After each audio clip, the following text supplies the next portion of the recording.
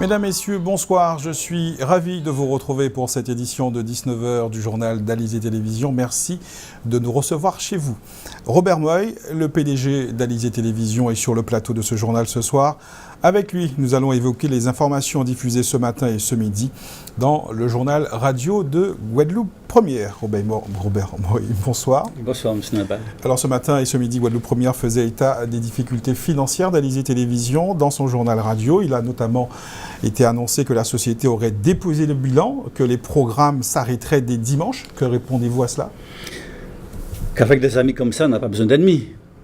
Mais c'est totalement faux. Et en plus, je m'étonne d'avoir jamais reçu aucun appel d'un quelconque journaliste, d'une quelconque personne de la part de Guadeloupe Première pour m'interroger sur cette hypothèse, sur ce bruit.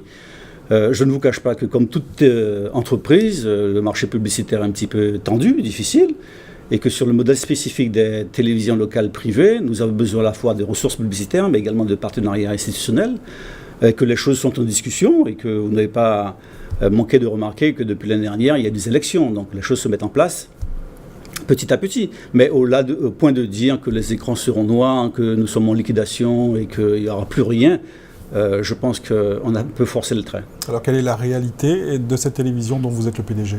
La réalité, c'est que depuis 2 ans, nous avons lancé une télévision généraliste de proximité, que le marché est certes difficile et qu'on doit travailler durement, et qu'on doit reprendre les discussions que nous avons avec nos partenaires et que les choses suivent leur cours au rythme de la disponibilité et des priorités des uns et des autres. Moi, je ne peux pas préjuger du travail des équipes. Mais je ne peux pas dire aujourd'hui que le travail qui a été réalisé par les équipes, par les collaborateurs, par les journalistes, et qui est apprécié par le public, donc les gens nous gratifient du travail que l'on fait, ils nous remercient. Donc je ne peux pas dire que les choses vont s'arrêter comme ça, c'est pas possible. Alors vous le disiez, la situation est difficile, comme peut-être dans d'autres sociétés. Est-ce que c'est une situation qui est propre à Alizé Télévision ou est-ce que c'est une situation qui est globale dans le monde de l'audiovisuel? Ou est-ce que c'est dû au modèle économique choisi par Alizé Télévision? Écoutez, pour ceux qui suivent l'actualité audiovisuelle, télévisuelle en particulier, vous avez bien vu que la Guadeloupe n'a pas connu la Une Guadeloupe, pas connu également GTV. C'est un métier difficile, complexe, le marché est compliqué, c'est une industrie de main-d'œuvre qui nécessite beaucoup de ressources.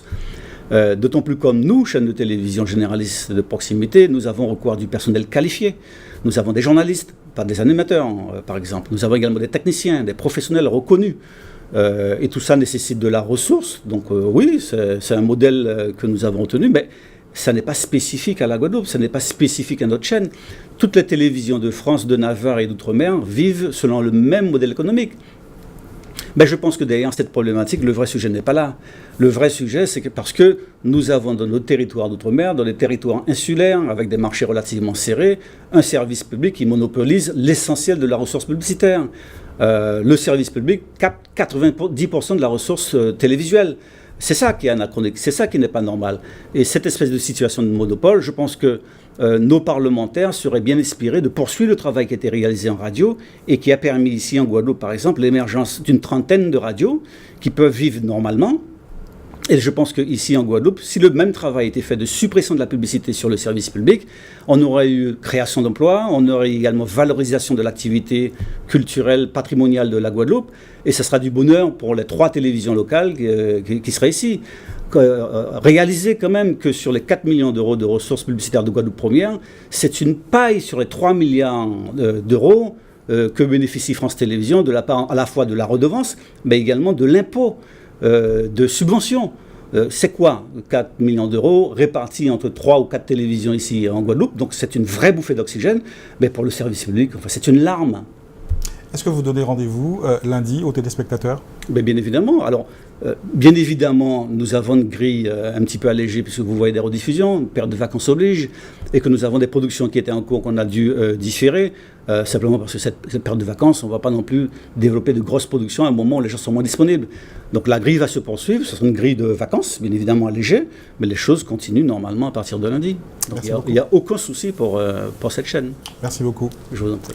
Robert, moi je rappelle, vous êtes PDG d'Alizé Télévision. Pas d'eau pour se rincer le gosier, c'est le quotidien de beaucoup des administrés de Jean-Pierre Dupont. Dans un communiqué, le maire se dit soucieux du bien-être de sa population et il informe que les perturbations qu'elle subit dans la distribution d'eau potable sont dues à des dysfonctionnements techniques. Plusieurs secteurs de la commune de Gosier sont concernés. Comment vivent ces habitants concernés par ces manques d'eau? Eddy Elatré est allé dans certains des secteurs touchés. Reportage. Chez moi, il n'y a pas d'eau et j'ai besoin de me laver. On est ici à la Brousse au Gosier. À l'image, c'est presque le quotidien de chacun des habitants résidant dans cette localité où avoir de l'eau relève d'un véritable parcours du combattant. Plusieurs des riverains installés sur les sommets n'hésitent pas à exprimer leur ras-le-bol. Comme tout le monde, il faut se doucher, il faut boire, il faut manger. Donc quand il n'y a pas d'eau, c'est pas évident. Et surtout quand vous êtes père de famille, deux enfants en bas âge, c'est vraiment pas évident. Comment vous vous organisez par rapport à... Comme on dit, c'est se lever la nuit, remplir des bouteilles et attendre que faire une machine rapide et attendre la prochaine venue de l'eau. Il n'y en a que deux à la maison. Imaginez avec des enfants, qu'est-ce que ça aurait été. Il y a le fût là à l'extérieur qu'on prend pour le WC, mais comme on est grand, on essaie de ne pas tirer la chasse à chaque fois. Personne n'est donc épargné, ce qui rend difficile les vacances pour certains. C'est très pénible, c'est vraiment très embêtant parce que on ne peut pas se doucher plusieurs fois comme on veut. Pour préparer à manger, c'est compliqué. Et il faut toujours puiser de l'eau de pluie pour pouvoir faire la vaisselle et faire bouillir de l'eau pour que l'eau soit un minimum potable. Donc c'est vraiment c'est épuisant. Moi, je suis touriste et j'aimerais bien profiter pleinement de mes vacances. Et là, c'est juste pas possible, ces coupures d'eau. Je ne peux pas comprendre dans un pays pareil où nous avons des rivières partout, il y a de l'eau partout, ou un pays qui est béni, que nous puissions vivre une situation comme ça. Ce n'est pas normal. Ce n'est pas normal et pourtant cette situation demeure inchangée. L'association qui défend les intérêts de ceux qui vivent dans le quartier avait bloqué les accès de la mairie du Gosier quelques mois plus tôt pour tirer la sonnette d'alarme. On reste facilement 15 jours, 3 semaines sans eau, pour certains, parce qu'il y a certaines personnes par rapport à l'an passé pour lesquelles la situation n'a pas changé, qui sont toujours dans la même situation en n'ayant pas d'eau tous les jours, avec toujours les factures particulièrement importantes à payer, un problème qui n'a jamais été discuté avec la municipalité. Le liquide précieux ne coule que très timidement dans les robinets. Cette situation entraîne de véritables gênes dans les foyers de la Brousse, avec des nombreuses interrogations qui subsistent sur l'avenir du réseau en eau potable de la zone. Depuis 70 jours, les agents de la mairie de Capesterre-Belle-Eau affiliés à l'UTC-UGTG sont en grève. Après plusieurs rencontres, la dernière datant d'il y a un mois, les protagonistes ne se sont entendus que sur un des 13 points que compte le cahier de revendications. Ce statu quo inquiète certains habitants de la commune alors que la rentrée scolaire se profile et que beaucoup des démarches administratives pour leurs enfants passent par les services de la mairie. Muriel Barlagne est allée ce matin prendre le pouls des administrés dans le bourg de la commune. Capesterre-Belle-Eau, sans services municipaux depuis près de 100 jours. Les agents affiliés à l'UTC-UGTG sont entrés en grève le 2 mai. Leur plateforme de revendication contient 13 points. Les négociations avec le maire Joël Beaugendre bloquent sur la question du régime indemnitaire, malgré la présence d'un médiateur. Une situation qui préoccupe certains administrés. C'est désolant et c'est malheureux de voir ça comme ça. Il faut qu'on trouve une solution par rapport à ça. Parce que moi j'ai besoin d'un livret, moi j'ai besoin de mon passeport. Ça nous inquiète un petit peu. Il y a les papiers administratifs, on a besoin des courriers, des extraits, des trucs comme ça. On ne peut pas, la mairie est fermée quoi. Et on ne sait même pas où est le maire, où il est passé. On est là, on attend pour voir ce qu'il fait. Edmond Francillette est liquoriste. Selon lui, la grève a fait fuir la clientèle. Nous sommes tous dans la misère. Tous les commerçants de Capesterre, vous allez les voir, ils vont vous dire tous la même chose. Moi, je viens dans ma petite boutique qui fonctionnait bien. Maintenant, pour faire 10 €, c'est un calvaire. C'est bien un calvaire. Alors donc, moi, on peut même trouver qu'il moment est pédiou parce que c'est enrageant et énervant.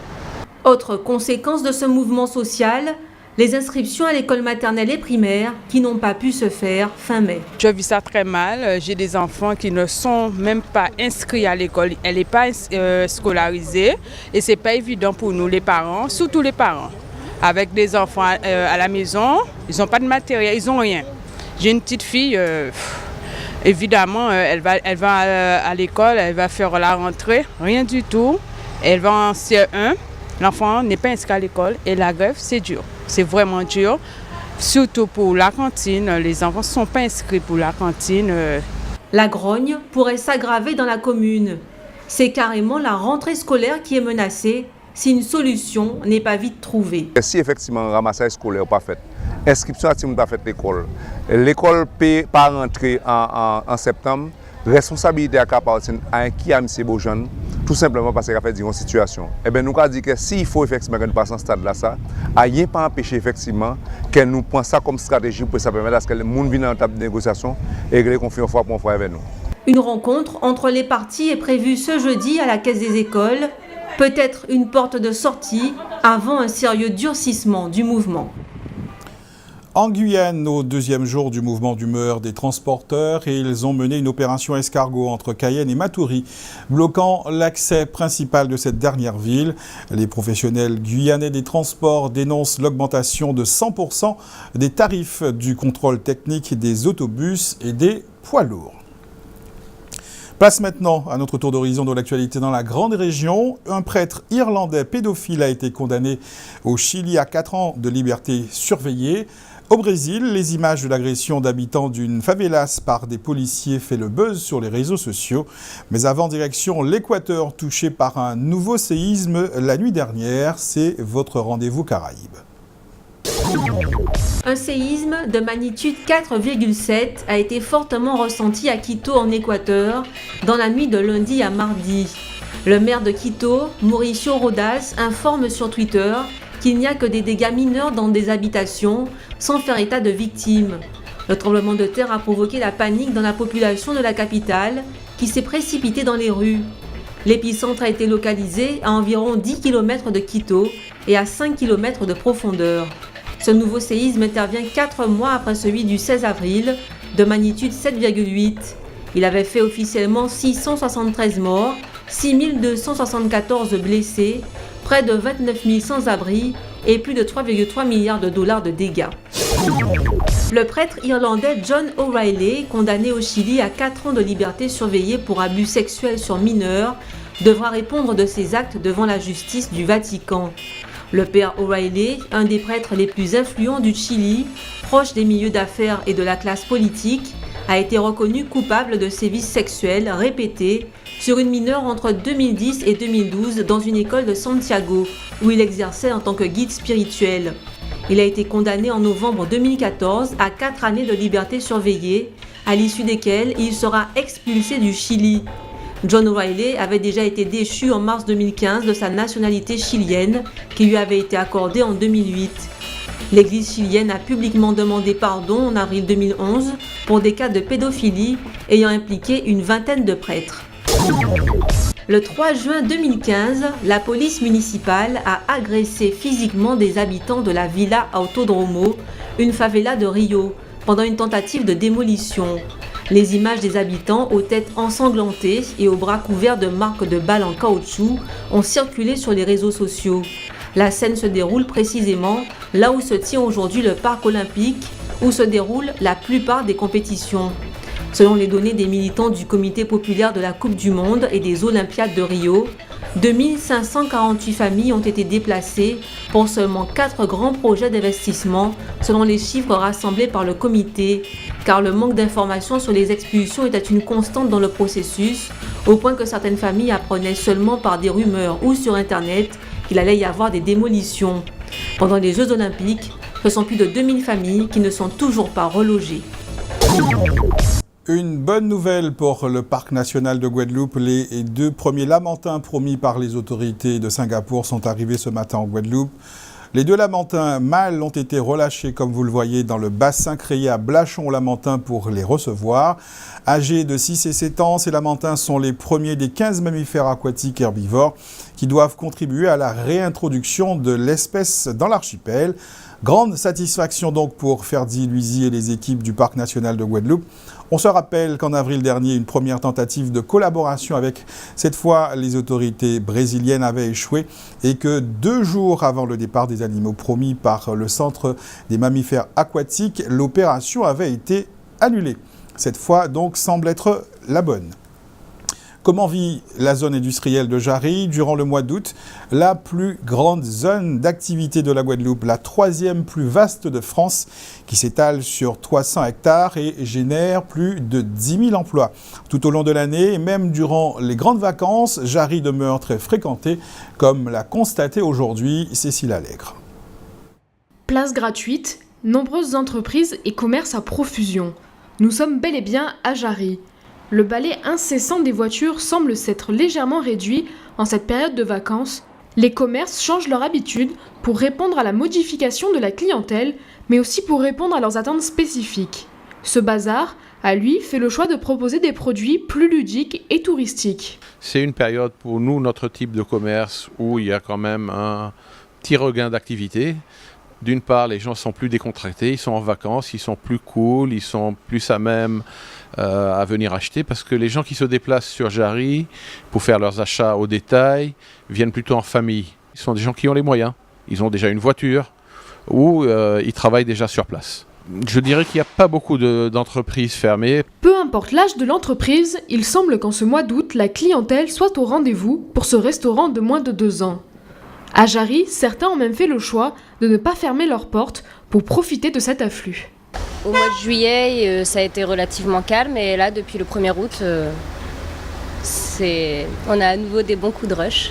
Il y a beaucoup de personnes qui travaillent sur Jarry, il y a des familles, des personnes qui viennent avec leurs enfants. En fait, c'est diversifié, on a un peu tout. Les restaurateurs continuent à profiter des employés des entreprises qui travaillent en août, mais pas seulement.